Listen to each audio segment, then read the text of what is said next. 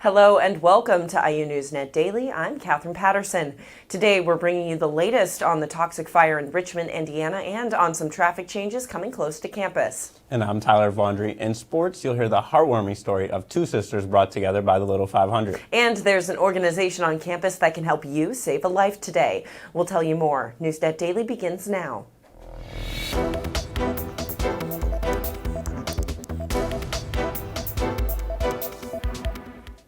Toxic fumes overtook the town of Richmond, Indiana early this week, the result of a massive industrial fire. More than 2,000 people had to evacuate their homes, many fleeing to Indianapolis.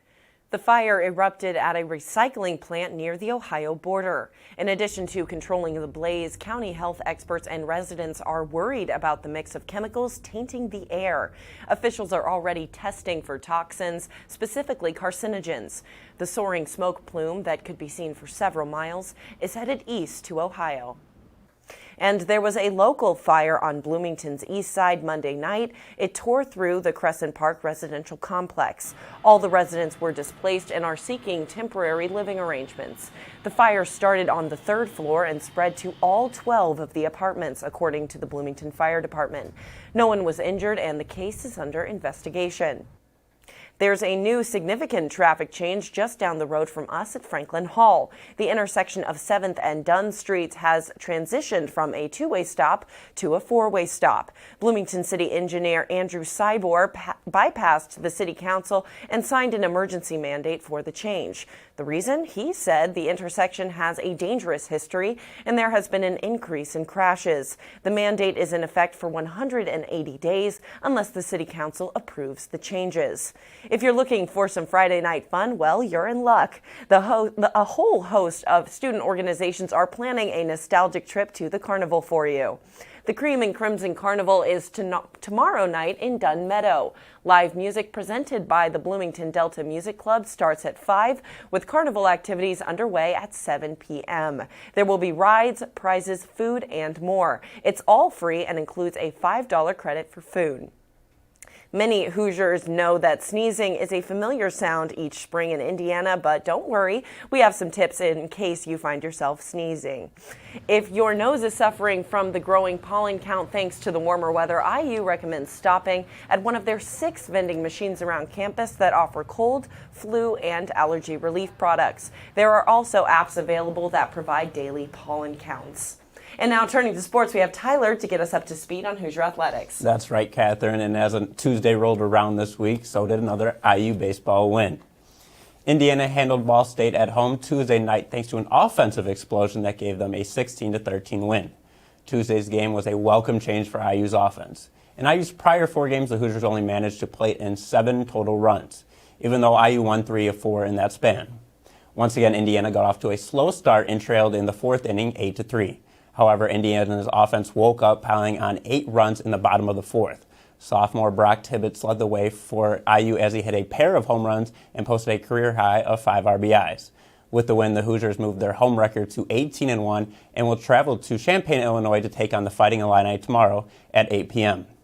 Transitioning over to some track and field, IU's Jaden Ulrich was named Big Ten Women's Field Athlete of the Week Wednesday afternoon. The sophomore thrower earned the honors by posting 2 top 11 marks at the Triton Invitational in San Diego last weekend.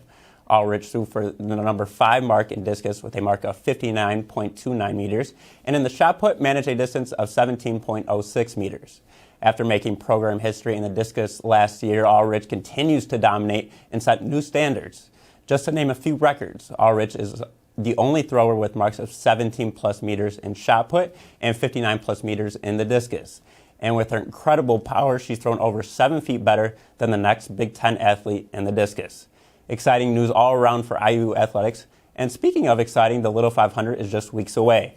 Abby Haymond is here with insight on a beautiful relationship brewing within the Little 500. Abby?